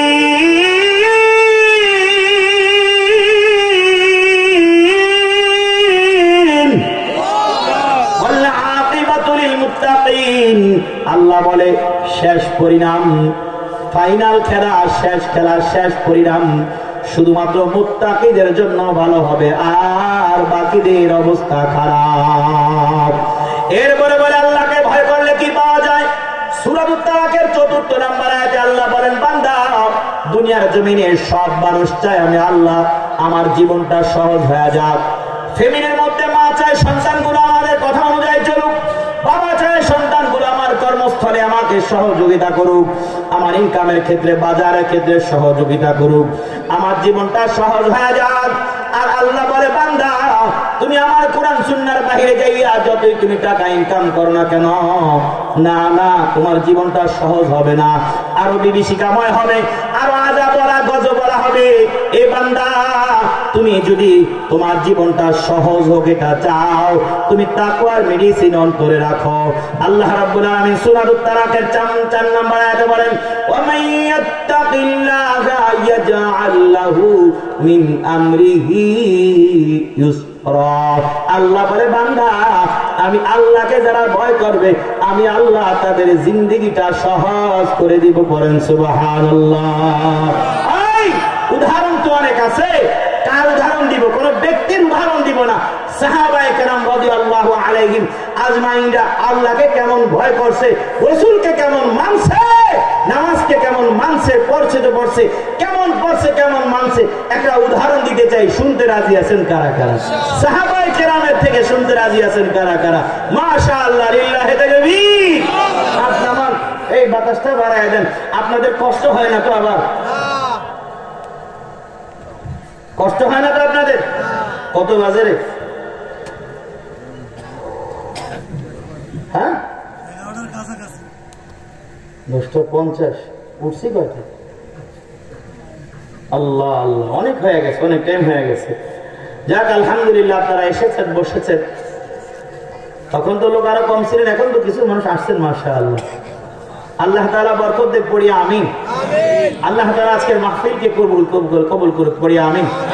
সত্যি বলতে আপনাদের বাগেরহাটে আর আসিনি, খুলনা পর্যন্ত আসছি। এদিকে পাইপ গেছা গেছি। পাইপ গেছা কোন দিকে? ওই দিকে নাকি? কোন দিকে জানি না। এই বাগেরহাট আর আসিনি। আজকে বাগেরহাটে এসে একটু শক্তিশালী লাগে। বাগেরহাট, আল্লাহু আকবার। আল্লাহ আমাদের উলামায়ে কেরামদেরকেও কবুল করুন, বাগেরহাটের উলামায়ে কেরামদেরকেও কবুল করুন। ইসলামের জন্য যারা কাজ করে, ইমাম, খতিব, মুয়াজ্জিন সহকারে এলাকার গণ্যমান্য ব্যক্তিবর্গ সবাইকে আল্লাহ কবুল করুন। প্রত্যেক মুসলমানের মনের ন্যাক আশাগুলোকে আল্লাহ পুরা করে দেন। মুসলমানের কিলাকিলি বন্ধ করে, ঝগড়া বন্ধ করে এক হওয়ার তৌফিক দান করেন। বিশ্বের ক্ষমতা আল্লাহ ইসলামের কাছে দিয়ে দেন।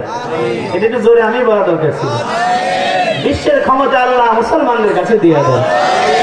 আর বিশ্ব পরিচালনার দায়িত্ব আল্লাহ ইসলামওয়ালাদের কাছে দিয়ে দেন, কোরআনওয়ালাদের কাছে দিয়ে দেন। আর সুসংবাদ শুনবেন। সুসংবাদ হলো আল্লাহর কালামকে পড়াইতেছিল এক বেঈমান। হ্যাঁ, সরকারি নিরাপত্তায় আল্লাহর কালামকে পড়াইতেছিল এক বেঈমান। আর হাসতেছিল, রং তামাশা করতেছিল, কোরআনের গায়ে আগুন লাগাইয়া। পাশে থেকে এক মর্দে মুজাহিদ এসে একটা লাথি মারছে। কয়টা লাথি বলেন না? কয়টা? একটা লাথি মারছে বেঈমানের কপালে, একটা লাথি মারছে। 7 থেকে 8 হাত দূরে যায় পড়ছে। বলেন না আল্লাহু আকবার। মুসলমানের পা গুলাও তো শক্ত থাকা দরকার, মুসলমানের হাত গুলাও তো শক্ত থাকা দরকার, মুসলমানের কলিজাটা তো উমর ওয়ালা, খাত্তাব, খুবাইব ওয়ালা কলিজা হওয়া দরকার, ঠিক কিনা? হুজুর দেখে লাগাই দিয়ে সরে যায়। এতদিন দোয়া করছেন হুজুর আপনারা এক হয়ে যান, এতদিন আপনারা দোয়া করছেন, 4 দোকানে, এখানে ওখানে, সবার মনে। আমার মনের একটা কথা, এক টেবিলে বসে না কেন, কি সমস্যা আছে আলোচনা করে নিলেই তো হয়। বাংলাদেশের মানুষ উলামায়ে কেরামকে চায়, ঠিক কিনা বলেন? আলেম ওলামাদেরকে চায়, দাড়িওয়ালা টুপিওয়ালাদেরকে চায়, ঠিক কিনা বলেন? আলেম ওলামাদেরকে চায়, দাড়িওয়ালা টুপিওয়ালাদেরকে চায়। এলাকার ইমাম যদি এলাকার মেম্বার হয়, এলাকায় চুরি করবে না। ইমাম যদি মেম্বার হয়, ইমাম যদি চেয়ারম্যান হয়, চুরি করবে। কুলুবানা বিল কুরআন ওয়া যায়্যিন আখলাকানা বিল কুরআন। আল্লাহুম্মা ইহফাযনা ওয়াহফাযিল মুসলিমিনা ফিল আলামিন কুল্লিহি। اللهم انصرنا فإنك خير الناصرين. اللهم احفظنا من كل بلاء الدنيا والآخرة فإنك خير الحافظين يا أرحم الراحمين يا أرحم الراحمين. আয় আল্লাহ রাব্বুল আলামিন, দয়ার মালিক আল্লাহ, বাগেরহাটে প্রথম আসলাম রে আল্লাহ। বাগেরহাটের মানুষ এত সময় ধরে বসে বসে বয়ান শুনে জানি না। বাগেরহাটের মানুষের বয়ান শোনার অবস্থা দেখা আমি একজন মুসাফিরের দিলটা খুশি হয়ে গেছে রে আল্লাহ। পর্দার আড়ালে শত শত মা বোনেরা বসে বসে বয়ান শুনল আল্লাহ। আয় আল্লাহ, যার বয়ান শোনাটা পছন্দ হয়, যার বসাটা আসাটা পছন্দ হয়, ওই হাতের উসিলায় আমাদের দোয়া মাহফিলকে আপনি কবুল করে নেন রে আল্লাহ। আয় আল্লাহ, এলাকার যুবকগুলোকে কবুল করে নেন আল্লাহ। ও দয়ার মালিক, মায়ার মালিক আল্লাহ রে, কবরে তো আমার মা আমার সাথে যাবে না রে আল্লাহ। হায় হায়, আমি অন্যায় ইনকাম করে কাকে খাওয়াই? আমার বোন কবরে যাবে না, আমার সন্তানগুলো আমার সাথে কবরে যাবে না, আমার আদরের বিবি আমার সাথে কবরে যাবে না রে। এলাকার যুবক সমিতিতে যারা নাম লেখাইছো, ব্যাংকে ঋণ নিয়ে যারা হারাম ইনকামে জড়াইছো, কত আফসোস তোমাদের জন্য, কত ধিক্কার তোমাদের জন্য, কত আফসোস। একটু কি নিজেও চিন্তা করো না?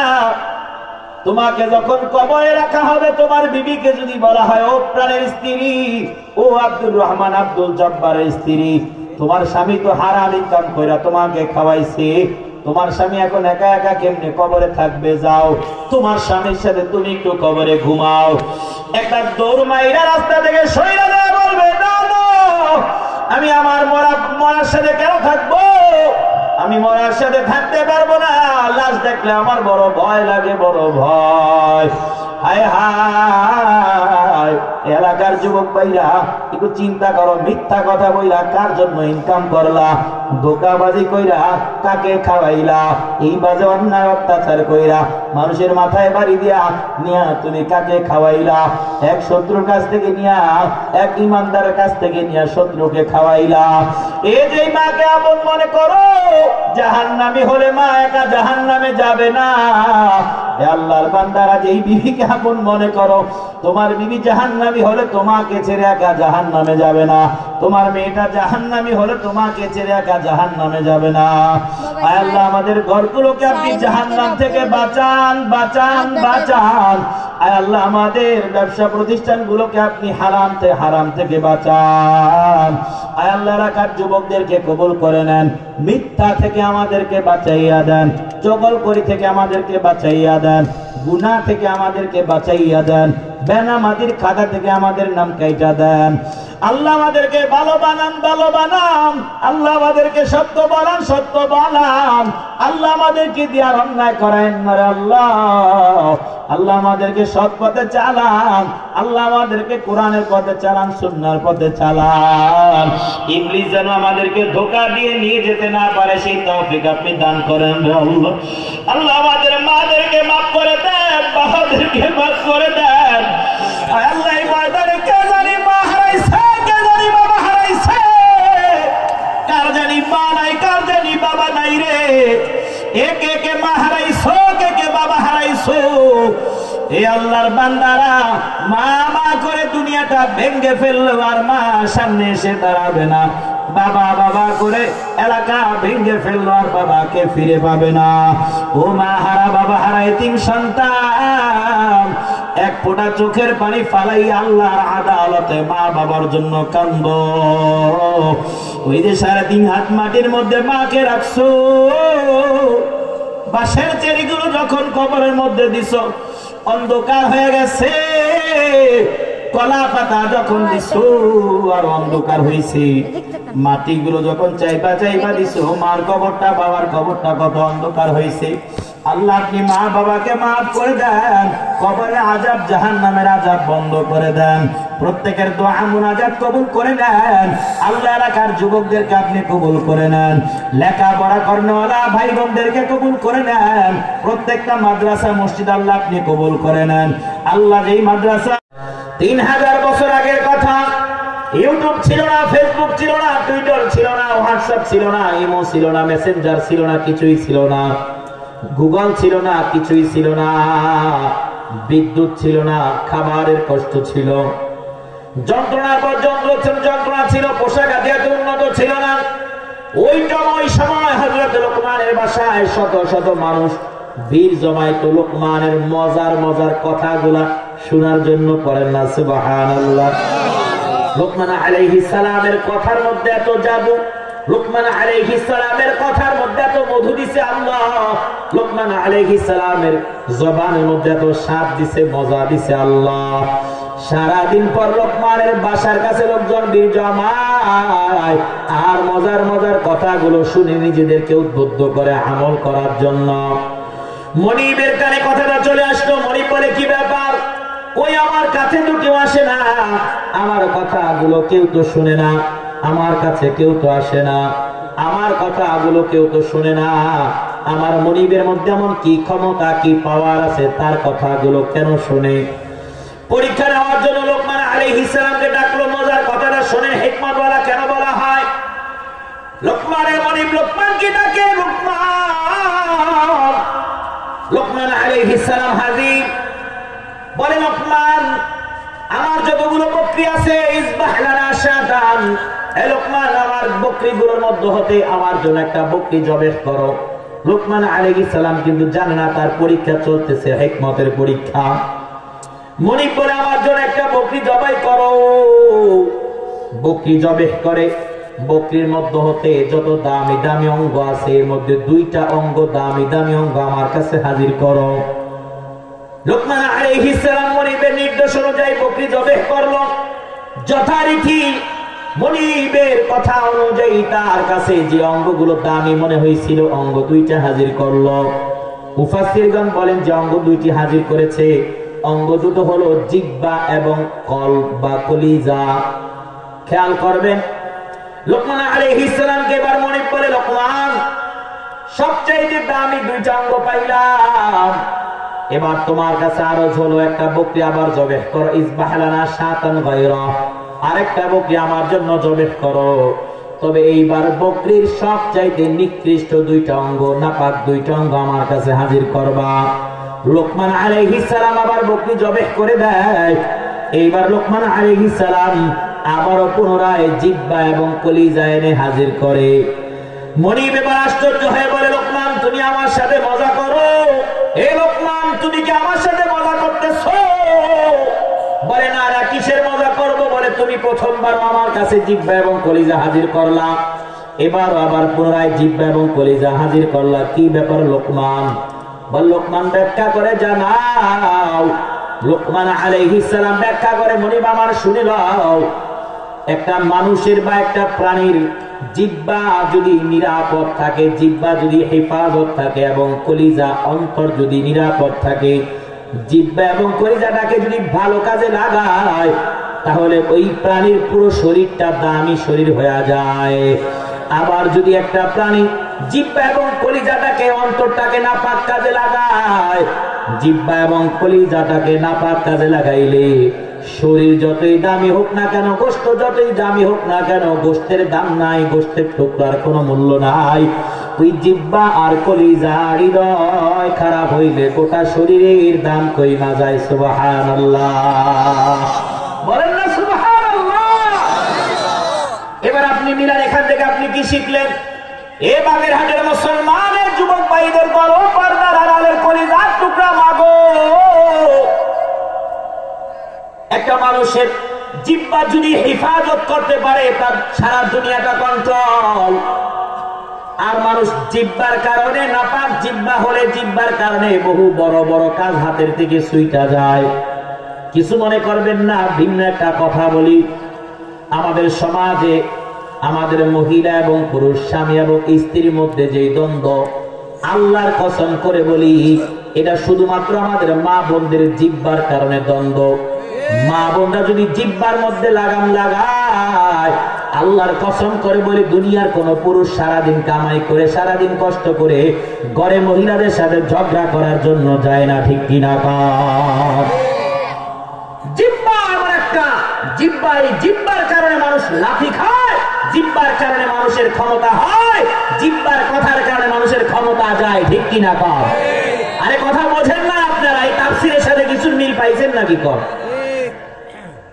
জিহ্বার কারণে আজ বাংলাদেশের মধ্যে উলট পালট সবকিছু হয়ে গেছে, কইরা দিছে কে?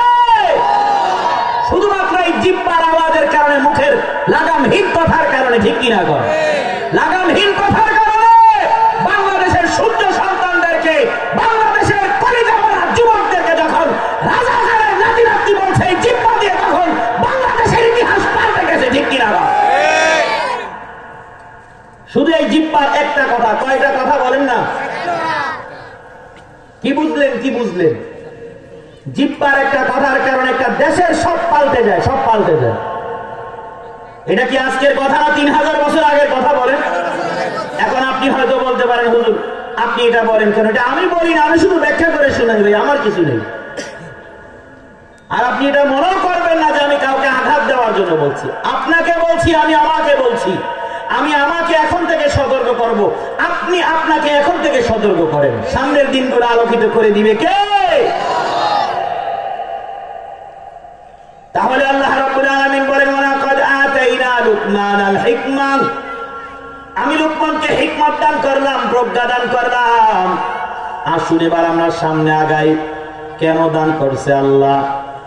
প্রজ্ঞা কেন দান করছে? জ্ঞান কেন দান করছে? যুবক ভাইরা, জ্ঞানী ভাইরা শুনুন, মুরব্বীরা শুনুন।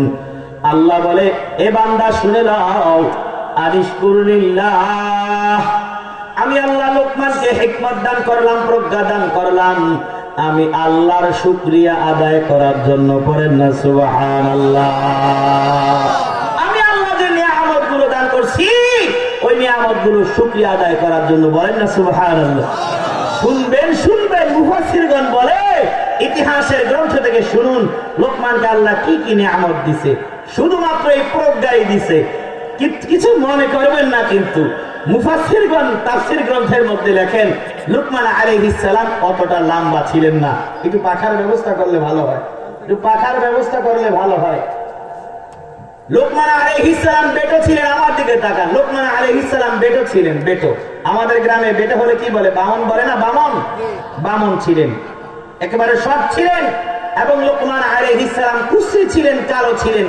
মানে কালো ছিলেন শুনতে খারাপ শোনা যায়, এর সুন্দর, আমার দিকে তাকান, সুন্দর শব্দ হলো লুকমান আলাইহিস সালাম সুন্দর কম ছিলেন। সুন্দর কম ছিলেন বলাও যায়, আবার কালো কুসরি ছিলেন এটাও তো বলা যায়। কি বলেন? শব্দটা দুই ভাবে বলা যায় না? লুকমান আলাইহিস সালাম সুন্দর কম ছিলেন। তাহলে আল্লাহ তাকে কি নেয়ামত দিয়েছে? শুধুমাত্র প্রজ্ঞা দান করছে, হিকমত দান করছে। বলেন না সুবহানাল্লাহ। কেন দান করছে? আল্লাহ নিশকুরিল্লাহ, লুকমান তুমি আমার শুকরিয়া আদায় করো। আমি আল্লাহ তোমাকে যে জ্ঞান ভান্ডার দান করলাম, যে জ্ঞান দান করলাম, শুকরিয়া আদায় করো। তাহলে আমরা বাগেরহাটের মুসলমান শুনে নেন, আপনি মনে করতে পারেন লুকমান আলাইহিস সালামকে যেই জ্ঞান দিছে আপনার কাছে মনে হয় সেই জ্ঞান নাই। যার কাছে যেই জ্ঞান আছে সে সেই বিষয়ের পণ্ডিত। আপনার কাছে 5 ওয়াক্ত নামাজ ফরজের জ্ঞান আছে যুবক, তোমার কাছে পর্দার বিধান ফরজ এই জ্ঞান তোমার কাছে আছে। বহুবার আজ পর্যন্ত শুনেছ পর্দা করা ফরজ। আজ পর্যন্ত আপনারা বহুবার শুনেছেন নামাজ ফরজ, 5 ওয়াক্ত নামাজ ফরজ। এই মাসআলাটা জানে না, এই জ্ঞান নাই, এমন এই এলাকার মধ্যে কোনো মানুষ নাই যার কাছে জ্ঞান আছে 5 ওয়াক্ত নামাজ ফরজ। তার উপরে এখন কিন্তু আর চুপ করে বসে থাকার অপশন নাই। লুকমান আলাইহিস সালামকে আল্লাহ যেমন হিকমত দান করছে শুকরিয়া আদায় করার জন্য, আল্লাহর বান্দারা আমাদের যাদের কাছে 5 ওয়াক্ত নামাজের জ্ঞান আছে, আমরা নামাজ পড়া শুকরিয়া আদায় না করলে হবে না। নামাজ পড়া শুকরিয়া আদায় করে আল্লাহকে বুঝাতে হবে, আল্লাহ আমি জেনেছি 5 ওয়াক্ত নামাজ ফরজ, আমি পড়েছি, আপনি আমার পড়াটাকে কবুল করেন, আলহামদুলিল্লাহ। পর্দার ফরজের বিধান আপনার কাছে হাজির। এবার আপনি পর্দা করে আল্লাহকে বলেন, আল্লাহ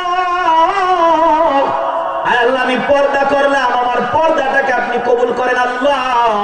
হালাল খাওয়ার জ্ঞান আপনার কাছে হাজির। এবার আপনি শুধু জ্ঞান থাকলেই হবে না, হারাম ত্যাগ করে হালাল গ্রহণ করে আল্লাহকে বলেন, আল্লাহ আমি হালালটা গ্রহণ করলাম আল্লাহ, আর আমি হারামটাকে ত্যাগ করলাম রে আল্লাহ। বলে বান্দা যখন ইলম অনুযায়ী আমল করবে বান্দার কি লাভ হয়? বলে বান্দার ঈমান বাইরা যায়। আর ঈমানের কি পরিমাণ দাম? আল্লাহ রাব্বুল আলামিন সূরা ইউনূসের 63 এবং 64 নম্বর আয়াতে বলেন, আল্লাযীনা আমানু ওয়া কানু ইয়াত্তাকুন লাহুমুল বুশরা ফিল হায়াতিদ দুনিয়া ওয়া ফিল আখিরাহ লা তাবদীলা লিকালিমাতিল্লাহ যালিকা হুয়াল ফাওজুল আযীম।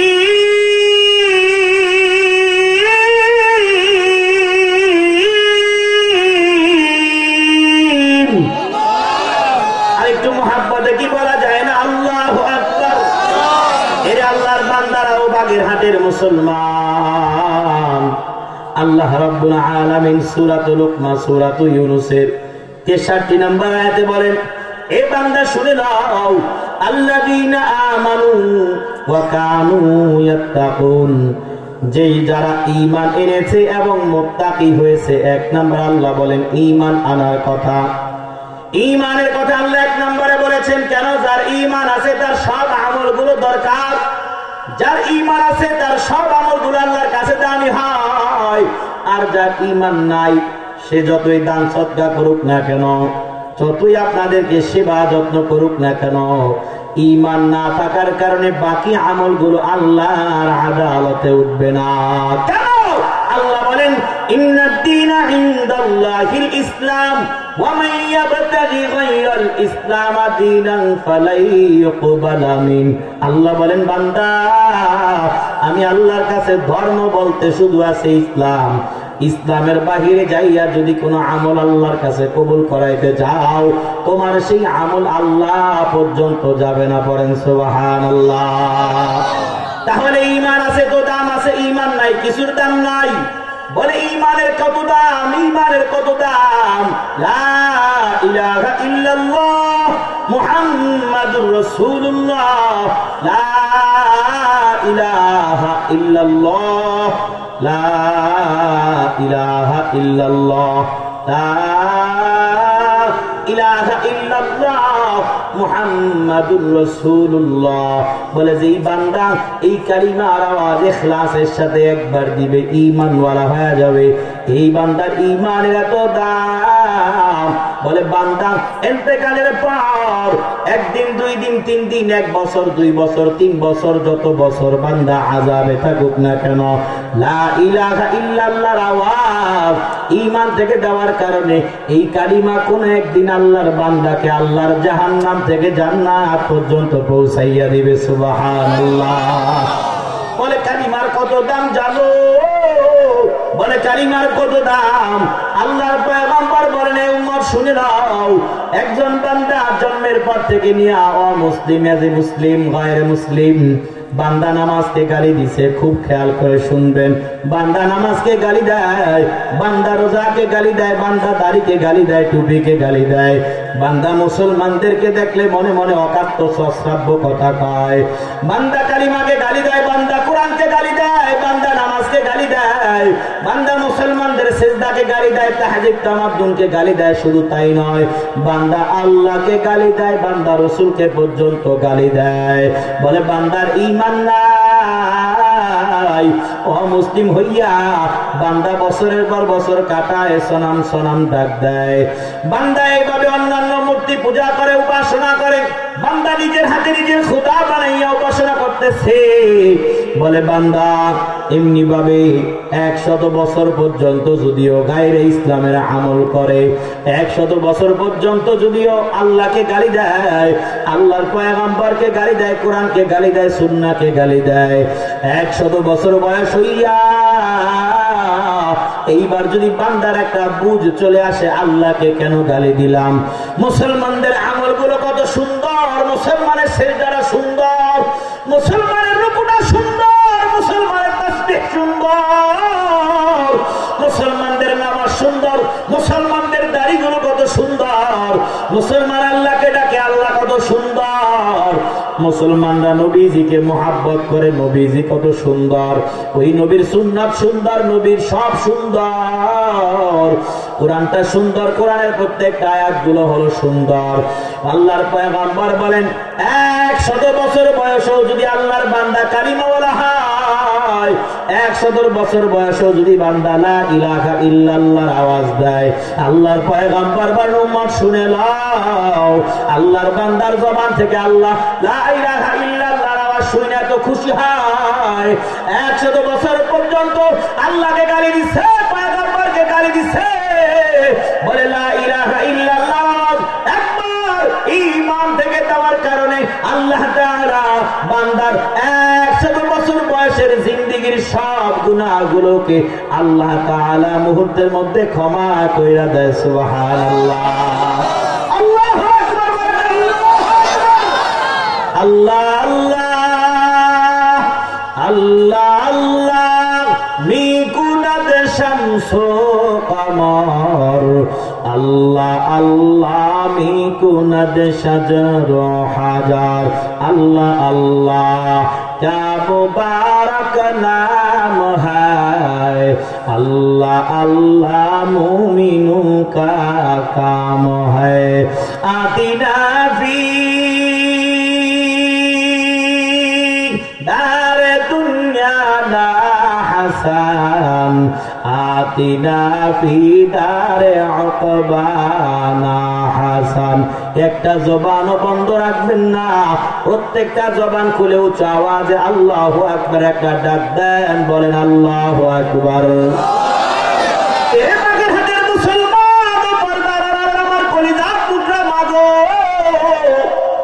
একটু খেয়াল করে শুনবেন, ঈমানওয়ালার কত দাম। এ তাকাইয়া দেখেন, আমার দিকে তাকান, হাদিস থেকে বলতেছি। আল্লাহর পয়গম্বর বলেন বান্দার ঈমান আছে তো বান্দার নজরের দাম আছে, বান্দার ঈমান আছে তো ঈমানওয়ালার তাকানোর দাম। বলে ঈমানওয়ালার তাকানোর কত দাম। বলে একটা বেঈমান মার দিকে সকাল বিকাল তাকায়, একটা নেক আমল বান্দার বেঈমান বান্দার আমল নামায় লেখা হয় না। আর এক পক্ষান্তরে একজন কালিমাওয়ালা যদি সকাল দুপুর বিকালের মধ্যে সারা দিনের মধ্যে একবার মায়ের দিকে নেক নজরে তাকায়, আল্লাহর পয়গম্বর বলেন মাকবুল কবুল হওয়া একটা হজের আমল আল্লাহ তাআলা বান্দার আমল নামায় লিখে দেয়। তাহলে বলেন তো ঈমানওয়ালার তাকানোর চোখের দাম আছে না নাই? আরেকটু আওয়াজ দিয়ে বলেন তো ঈমানওয়ালার চোখের দাম আছে না নাই? এ হাজি সব লক্ষ লক্ষ টাকা খরচ করে হজ করছো, মক্কা যাই আল্লাহু আকবার আল্লাহু আকবার লা ইলাহা ইল্লাল্লাহ আল্লাহু আকবার আল্লাহু আকবার লিল্লাহিল হামদ আকসো। হে আল্লাহর বান্দারা তাকবীরে তাশরিক করছো, ইহরাম বাঁধছো, এইভাবে বাংলার জমিন থেকে কষ্ট কইরা কইরা কইরা কইরা বাংলাদেশের এয়ারপোর্ট পর্যন্ত গেছো, সেখান থেকে বিমানে চইরা সৌদি আরব, সেখান থেকে হজ্জের কানগুলো আদায় কইরা কষ্টের পরে কষ্ট যন্ত্রণার পরে যন্ত্রণা সহ্য কইরা হজ্জে বাইতুল্লাহ কইরা বাসায় ফিরে আসছো। এমন বহু হাজি আছে নিয়তের মধ্যে গরমিল থাকার কারণে লক্ষ লক্ষ টাকা খরচ করছে, একটা আমল বান্দার আমল নামায় লেখা হয় নাই, বরঞ্চ রিয়া থাকার কারণে লক্ষ লক্ষ টাকা দিয়া গুনাহ কামাই করছে। হাজি সাহেব আছে না নাই? হজ করছে কিন্তু আল্লাহ কবুল করে নাই।